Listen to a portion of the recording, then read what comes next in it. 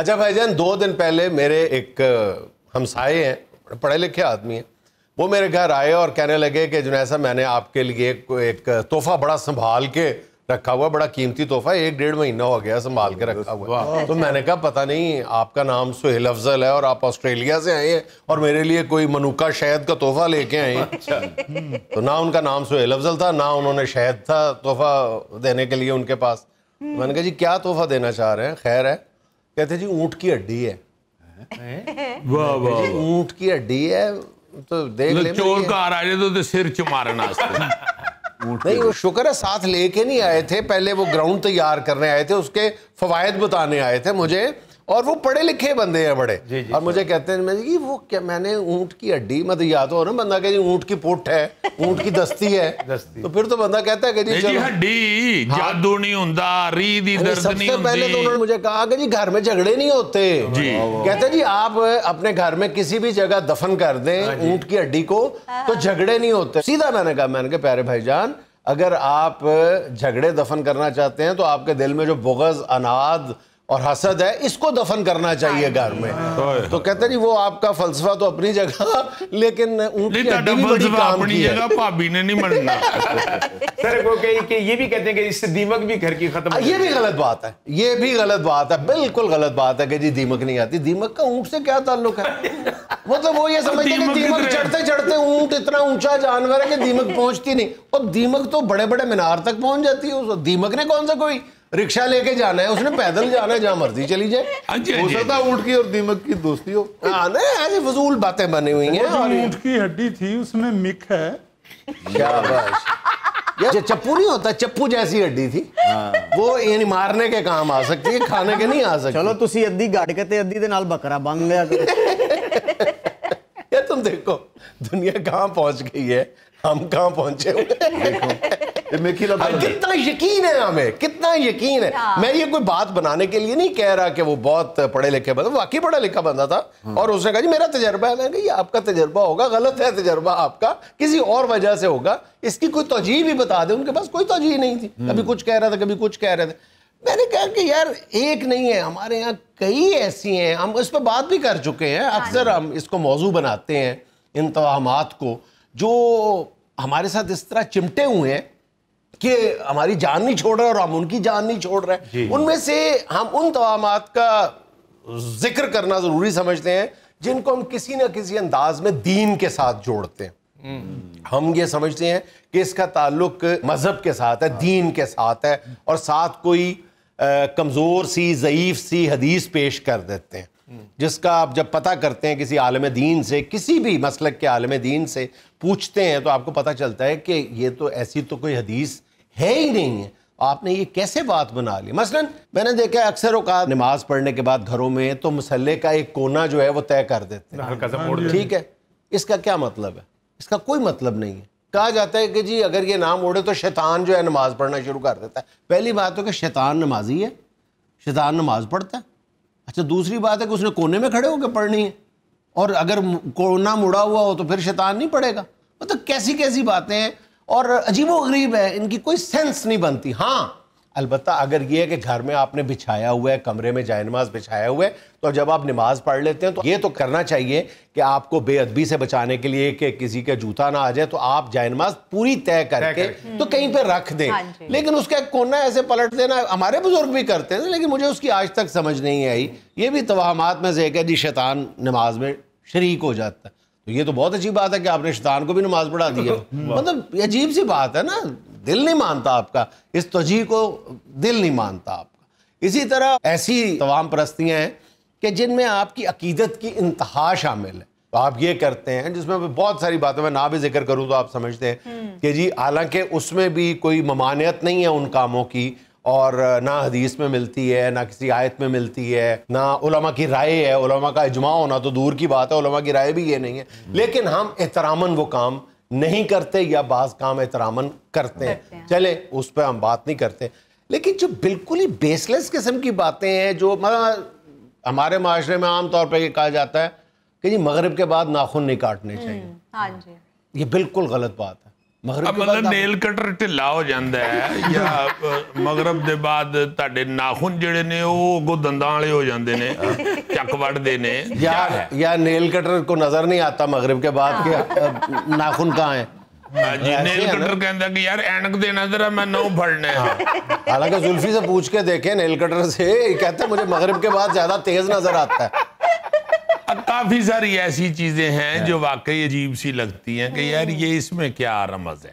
अच्छा ये कहा जाता है कि हारून रशीद ने इमाम अबू यूसुफ रहमतुल्लाह से पूछा था, यानी इसका मतलब है कि ये जो वहम है लोगों में ये खासा पुराना है। तो इमाम अबू यूसुफ रहमतुल्लाह ने कहा था कि नाखून काटना सफाई की निशानी होती है और इसके लिए वक्त की कोई कैद नहीं है, ना ये किसी हदीस में है और ना कहीं और इस बात का जिक्र मिलता है। सफाई करनी है ये किसी भी वक्त की जा सकती है, लेकिन हमारे यहाँ इस पे बहुत इसको मायूब समझा जाता है।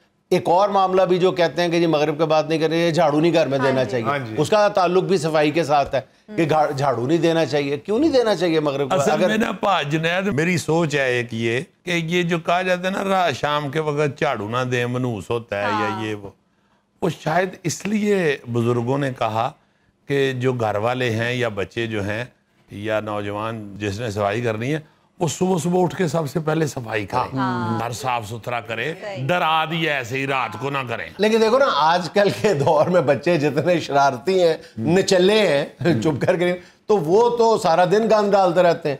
तो मेरा मतलब है जो गोगे ने दोपहरी दुआना खा लिया है तो जाहिर है शाम तक तो खाएगा तो फिर शाम ਨੂੰ ਜਿਹੜੀਆਂ ਛਿਲਣਾ ਦਾ ਟਰਾਲਾ ਇਕੱਠਾ ਹੋਣਾ है ਉਹਦੀ सफाई तो करनी पड़ेगी। अच्छा एक चीज जिसके साथ सबसे ज्यादा तवाहमात वाबस्ता किए जाते हैं वो है सूरज ग्रहण। सूरज ग्रहण में ये नहीं करना, सूरज ग्रहण में ये नहीं करना, प्रेग्नेंट खवातीन को सूरज ग्रहण में नहीं आना चाहिए, बच्चे को नुकसान हो जाता है, छुरी ना उठाना, ना साइंस इस बात की तस्दीक करती है, ना आपके दीन में ऐसी कोई बात है। एक आध कोई ज़ईफ सी हदीस आप ले लेते हैं और फिर उसकी बुनियाद पे आप एक स्टोरी बना लेते हैं, उस स्टोरी पे आप कायल करने की कोशिश करते हैं। ये एक प्रैक्टिस से नहीं आप रोक रहे, आप एक रास्ता खोल रहे हैं अपनी तरफ से बातें बनाने का। फिर अब जब एक बात एक्सेप्टेबल हो जाती है सोसाइटी में, उसकी बुनियाद पे बगैर जांचे बगैर परखे कई बातें आप सोसाइटी में शामिल कर सकते हैं, कर लेते हैं, कर रहे हैं। बल्कि जब एक बात की आप तस्दीक नहीं करते, अगर ये बात आपके दिल को नहीं लगती, बाज़ बातें जो दीन के साथ जुड़ी जाती हैं, आप कहते हैं यार ये दीन का हुक्म हो ही नहीं सकता, मुझे समझ ही नहीं आती। जैसे सफाई है कि दीन, हमारे दीन में तो सफाई को निस्फ ईमान कहा गया है, तो किसी वक्त में सफाई से रोका कैसे जा सकता है? ये नहीं हो सकता। तो जब आपके दिल को वो बात खटकती है या दिल को लगती नहीं है, तो आपका फर्ज बनता है कि आप उसकी जांच पड़ताल जरूर कर लें। ठीक है जांच पड़ताल भी कर ले, मगर बंदे को कुछ थोड़ा सा खुद भी एहसास होना चाहिए ना। शुरू में मुझे लोग कहते हैं जी तू तो बुढ़ी दे थले लगे हैं, तू तो बुढ़ी दे थले, उसको मैं डरता रहना ये है। फिर मैंने थोड़ा सा हल्का सा खुद ही जांच पड़ताल अपने तौर पे ही की, तो मैंने सोचा कि फिर मैंने सोचा कि मैं थल्ले नहीं लगा, मैं शदीद थल्ले लगा हुआ हूं। नहीं, और अच्छी जिंदगी गुजारने के लिए ये बुरी बात नहीं है। बिल्कुल ऐसे ही लगना चाहिए नीचे, ये बुरी बात नहीं है। ऐसे करके ऐसे बंदा लगे ना स्टाइल से, तो फील भी नहीं होता, फील भी नहीं होता। अपनी प्रैक्टिस है ना, अगर ये था कंप्रोमाइज। यस, ये कंप्रोमाइज होता है। Absolutely right. देखो ना यार बेचारा इतना डरता है कि उसके मुंह से अंग्रेजी निकलनी है। बकौल अमानुल्लाह मरूम, अगर अमीर आदमी नीचे लगा हो तो ये थले लगना नहीं है, ये अंडरस्टैंडिंग है। वो बड़े स्टाइल से कहा करते थे अंडरस्टैंडिंग, और गरीब लगा हो तो थले लगा है। अब बड़े बड़े अजीब फिक्रे सुनने को मिलते हैं अब मुआशरे के अंदर, खासतौर पे हमारे इस मुआशरे में। यार ओए वो आ गई भाई, तेरी बड़ी उम्र है, हुणे ही तेरा जिक्र हो रहा है, तो दिल करे बेचारा अल्लाह माफ करे अगले दिन फौत हो जाए। अच्छा नहीं, ये जो वहम है ना, ये जो गलत तस्वुर है, इसकी बाकायदा एक तौजीह है। ये कहाँ से शुरू हुआ ये देखा जाना चाहिए। ये पहली दफ़ा खाना खाते हुए दोस्तों ने गोगे से कहा था कि तेरी बड़ी उम्र है, जाहिर है तू सारी रोटी खाएगा, तेरी उम्र से इजाफा होएगा। तो उसकी तो एक साइंसी तौजीह थी, वहीं से बात शुरू हुई है यार तेरी बड़ी उम्र है, तू आगे है, तेरी बड़ी उम्र ना। यार ऐसी चीजें हैं जिन पे बाखुदा बड़ा ही दुख होता है कि भाई शीशा टुट गया अल्लाह खैर करे, बिल्ली अगो लंघ गई है अल्लाह खैर ही करे, निछां वजन डईयां ने, कोई याद कर रहा है, फड़कन रही है, ये कौन याद करन डे है, एडी केड़ी मिस कॉल वजन डई है, शूं शूं अगले नु स्यापा पे है। और बेला साहब बहुत जोर जोर से छींके मार रहे थे, तो कहते हैं होया कोई याद कर रहे है मगर बड़ी बदतमीजी न याद कर। अगर छींके ना रुके तो फिर ये कहा जाता है कि जो याद कर रहा है वो इसलिए याद कर रहा है कि उसने तुमसे पैसे वापस लेने हैं। वो तो ज़ाहिर है शिद्दत से कर रहा होगा ना यार। हाँ जी हाँ जी हाँ जी, बड़े बड़े बहुत बहुत मजे की हमने बातें बनाई हुई हैं। वो मेरा ख्याल है कि उनको ऐसे ही इंजॉयमेंट के तौर पे ही सोचना चाहिए, उस पर इतना सीरियस। अच्छा, एक फजूल बात ये भी है कि किसी के घर में लड़ाई डलवानी हो तो वहां पे से जो जानवर होता है कांटों वाला, उसका एक कांटा जो है दबा दिया जाए, अगर वो ना मिले तो जुल्फी को या जुल्फी की बाजू दबा दी जाए। तुसी देखो ना जी, ये कितनी फजूल चीज है कि सेह दा कांटा अगर दबा देंगे तो घर में झगड़ा शुरू हो जाएगा। सेह के अपने मेरा ख्याल है को 3000 कांटा होता है, वो तो बेहतरीन जिंदगी गुजारन रही है, खामद नाल बाहर भी निकलती है सैर सूर ते, बच्चे लेके अपनी जाती है जंगल बल्कि पूरे तमतराक और जाहो जलाल के साथ वो जोड़ा निकलता है सेह का, पूरी ट्रैफिक रुक जाती है उनको देख के। वाहिद जानवर है कि जिसको देख के ट्रैफिक दूर से रुक जाती है। मेरा मतलब है उसके कांटे में इतना झगड़ा होते बेचारी का घर ही ना बसे।